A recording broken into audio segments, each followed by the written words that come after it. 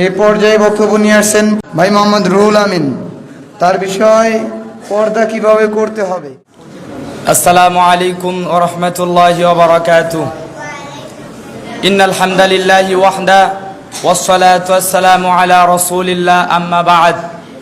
আলহামদুলিল্লাহ, যাবতীয় প্রশংসা সেই মহান স্রষ্টা আল্লাহ সুবহানাহু ওয়া তাআলার দরবারে, যে আল্লাহ সুবহানাহু ওয়া তাআলা আজকে আমাদেরকে এই আঞ্জুমান ইসলাহুল বায়ানে একত্রিত হওয়ার তৌফিক দান করলেন।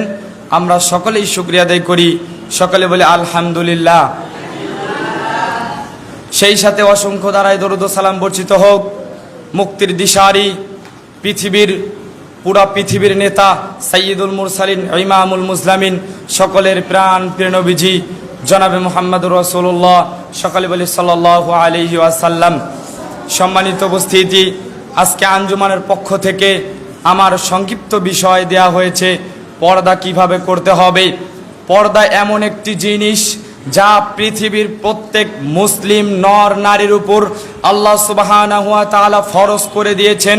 পর্দা করা আমাদের প্রত্যেকটা মুসলিম নর নারীর উপর ফরজ করেছেন আল্লাহ সুবহানাহু ওয়া তাআলা।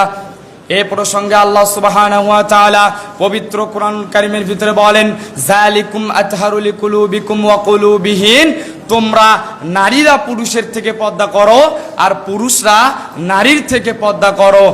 ইটস মেন অর উমেন, নারী হোক চাই পুরুষ হোক, প্রত্যেককেই পর্দা করা ফরজ করে দিয়েছেন আল্লাহ সুবহানাহু ওয়া তাআলা। আল্লাহ সুবহানাহু ওয়া তাআলা এই আয়াতের মধ্যে বলছেন, তোমরা এমনভাবে পর্দা করো এতে তোমাদের নারীদের অন্তর এবং পুরুষদের অন্তর উভয়ের অন্তর পবিত্র রাখতে পারবে। এই পর্দার মাধ্যমে সূরা আহজাব 53 নম্বর আয়াত। এ প্রসঙ্গে অন্য বর্ণনা এসেছে, আল্লাহ সুবহানাহু ওয়া তাআলা বলেন, ওয়াকারনা ফি বুয়ুতিকুন্না ওয়ালা তাবাররাজনা তাবাররুজাল জাহিলিয়াতিল উলা। আল্লাহ সুবহানাহু ওয়া তাআলা বলেন, তোমরা তোমাদের বাসগৃহে অবস্থান করো, তোমরা প্রাচীন জাহিলি যুগের মেয়েদের মতো নিজের সৌন্দর্য মানুষের সামনে প্রদর্শন করো না। সূরা আহজাব 33 নম্বর আয়াত। এ প্রসঙ্গে হাদিসের মধ্যে এসেছে, আনা আব্দুল্লাহ ইবনে মাসউদ রাদিয়াল্লাহু আনহু আনিন নবী সাল্লাল্লাহু আলাইহি ওয়াসাল্লাম ক্বালা আল মারআতু আওরাতুন ওয়া ইন্নাহা ইযা খরাজাত মিন বাইতিহা ইস্তাশরাফাহা শাইতান। আব্দুল্লাহ ইবনে মাসউদ রাদিয়াল্লাহু আনহু থেকে বর্ণিত, তিনি বলেন, রাসূল সাল্লাল্লাহু আলাইহি ওয়াসাল্লাম বলেছেন, ক্বালা আল মারআতু আওরাতুন ওয়া ইন্নাহা, নারীদের প্রত্যেকটা অঙ্গই হচ্ছে পর্দার অন্তর্ভুক্ত।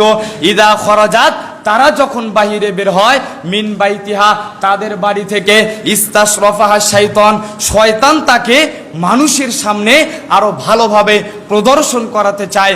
তিরমিজি হাদিস নম্বর 1173। এ প্রসঙ্গে অন্য বর্ণনা এসেছে, আল্লাহ সুবহানাহু ওয়া তাআলা বলেন, ইয়া আইয়ুহান নাবিয়্যু কুল লিআজওয়াজিকা ওয়া বানাতিকা ওয়া নিসাইল মুমিনিনা ইউদনিনা আলাইহিন্না মিন জালাবিবিহিন যালিকা আদনা আন ইউরাফনা ফালা ইউযাইন ওয়া কানা আল্লাহু গফুরার রহিমা। আল্লাহ সুবহানাহু ওয়া তাআলা বলেন, ইয়া আইয়ুহান নাবিয়্যু, হে নবীগণ, কুল্লি আজওয়াজিকা, আপনি আপনার স্ত্রীদেরকে বলে দিন, ওয়া বানাতিকা, এবং আপনার কন্যা সন্তানদেরকে বলে দিন, ওয়া নিসাইল মুমিনিন, মুমিন মহিলাদেরকে বলে দিন, ইউদুনিনা আলাইহিন্না মিন জালাবিবিহিন, তারা যেন তাদের চাদরের সামনের অংশ নিচের দিকে ঝুলিয়ে দেয়, নিচের দিকে নামিয়ে দেয়। যালিকা আদনা আন ইউরাফনা, এতে করে তাদের পরিচয় অতি সহজে লাভ করা যাবে। ফালা ইউযাইন, এরপরে তারা লাঞ্ছিত হবে না। সূরা আহজাব 59 নম্বর আয়াত। যে কথাগুলো শুনলাম, আল্লাহ সুবহানাহু ওয়া তাআলা আমাদের প্রত্যেককেই এই কথাগুলোর উপর আমল করার তৌফিক দান করুক। আল্লাহুম্মা আমিন। আমার বক্তব্য এখানে শেষ করছি। আসসালামু আলাইকুম ওয়া রাহমাতুল্লাহ।